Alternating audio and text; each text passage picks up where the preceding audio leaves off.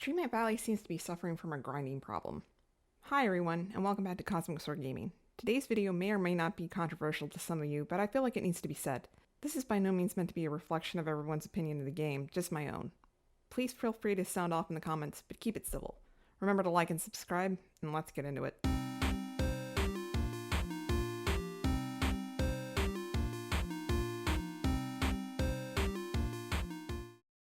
What once seemed like a simple cozy game has turned into one of the sweatiest grinding games there is, with little left that seems to be cozy. And this is coming from somebody who spent 2 full hours grinding daggers in Skyrim to level up my smithing. I bought the starter game a few months after initial release, and I immediately was hooked. It even helped me through the loss of my soul cat of 15 years. But in the past year or so, I feel like DDLV has fallen to the dark side of pay-to-play games. Another issue I have was it was meant to be a free-to-play game. From weird dream snap algorithms to incredibly tedious friendship quests to time-locked star path duties and intense ingredients farming, Dreamlight Valley has become a huge time suck. The original star path formula could be completed in a full day if you really wanted to lock in. Now, you're punished if you want to rush through anything, if you have prior engagements and can't devote your entire week to playing the game. And for me, I'm having to choose between the star path or the friendship quests. I'm still horribly backlogged on characters that have been released months ago, and I play every week. Now we have events on top of star paths, character quests, and weekly to monthly bonus quests to add to the grind. The current Cheshire Cat event has my head spinning, specifically with the memory orb dig spots.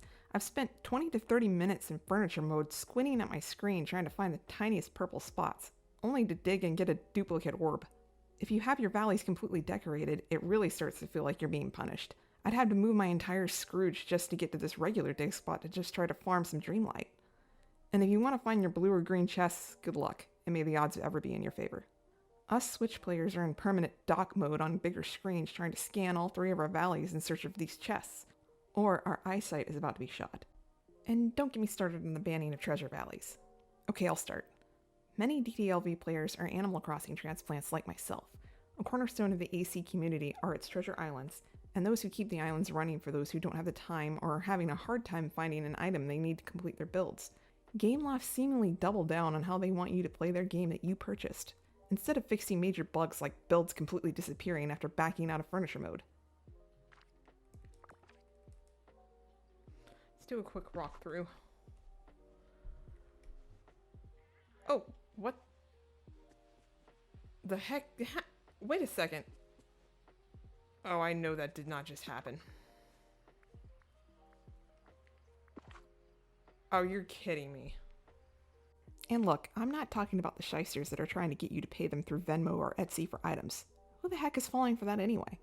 I don't have a problem with people finding a simple exploit of the game if it's actually encoded in the game. If it's that big of a deal, fix the exploit. Don't ban innocent players just because they don't have the time to grind 800 stones for 2 swimming pools they'll never use in their valley. And now if you want to deconstruct those pools, they have to fork over most of their Dreamlight to do it. It also seems as though meals are depleting faster than they used to, causing me to literally eat through my inventory at alarming rates as I try to keep up with the material grind. And then there's moonstones. In order to get as many free moonstones as I can, I have to enter dream snaps every week to keep up with the ever-rising prices of the premium shop items. Listen, I've had some good time making my weekly dream snaps in the past, but I feel like I'm getting seemingly burnt out as of late. Every time I've had high tags on what I think is a stellar dream snap, I end up not doing that great. I personally refuse to pay for moonstones on a game I've already paid over $100 for, but that's also my personal opinion. I think Gameloft needs to back off and let players chill and enjoy the base game for a little while. We need a little bit more time between star paths or the time-gated duties, especially since you can't time jump like in Animal Crossing, or it literally breaks your valley and makes it unplayable. It seems like after they announced the DDLV was no longer going to be a free-to-play game and they dropped their first DLC, the game has felt like an uphill climb. And I'm not speaking for the majority here, like I said, this is my personal opinion, from somebody who has avidly played the game almost daily for 2 years. I don't feel like a cozy game should make you feel burnt out within the first hour of playing it, just because you're trying to keep up with every task set forth in the game at any given month. And I know this may or may not be a controversial take, but I do still enjoy the game from time to time, even though I'm a Switch player and I struggle from the jump. It once was fairly enjoyable. Maybe it's my own fault that I haven't been able to keep up with completing character quests since the beginning of the characters. Or maybe it's the 20 days of Daisy boutique challenges or trying to find only crabs in the Frosted Heights. Either way, I'm backing off of Dreamlight for a little while. It doesn't mean I won't be back. And if you truly do like my DDLV content, sound off below. and I'll do some more builds. Until then, happy grinding.